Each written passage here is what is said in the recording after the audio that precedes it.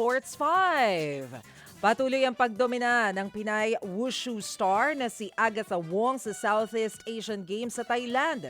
Nasungkit muli ni Wong ang ginto sa women's Tai Chi Chuan at Tai Chi Jun matapos ang total na 9.783 points. Ito ang ika-6 na ginto ni Wong sa SEA Games. Silver medalist ang pambato ng Brunei habang mula sa Singapore ang nakakuha ng bronze. Samantala, humakot po ng 4 na ginto ang napanalunan ng Philippine team sa practical shooting events ng SEA Games. Wagi rin sina Erin Micor sa Women's Open Individual, Edsel Gino sa Men's Production Optic Individual, Genesis Pible sa Women's Production Optic Individual at Rolly Texon sa Men's Standard Individual. 4 po yan sa 8 total na medalyang nahakot ng Pilipinas sa palaro, kabilang 1 silver at 3 bronze. Ito ang unang beses na napabilang sa SEA Games ang practical shooting.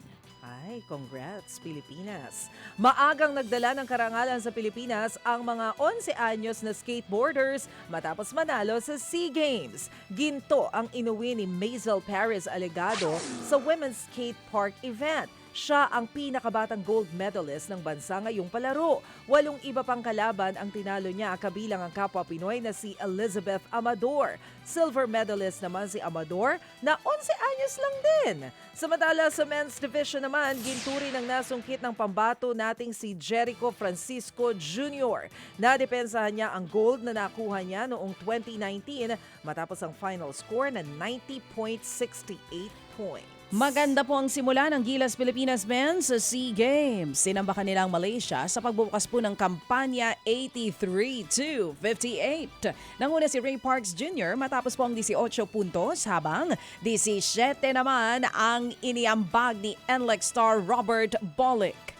Nanguna po si Ray Parks samantala sunod na lalabanan po ng Gilas Men ang bansang Vietnam ngayong araw na ito ng Lunes. Pasok sa kauna-unahang pagkakataon ng Philippine Women's Football Team sa finals ng SEA Games. Tinalo nila via shootout ang host Thailand 4-2. Kinailangan ng penalty shootout dahil bigong makapuntos ang parehong koponan sa extra time at nanatili sa 1-1 ang score. Makakalaban ng Pilipinas ang Vietnam na naunang tinalo ang Indonesia sa isa pang semis game 5-0. Gaganapin yan sa Miyerkules. Mga kapatid, brothers and sisters, saan ka pa? Dito na tayo sa Totoo. Dito na tayo sa True FM. Mga kapatid, mag-subscribe and follow po kayo sa social media accounts ng True Network PH. Yan po kami, hanapin nyo lang True Network PH, Facebook, Instagram, YouTube, TikTok, and podcast.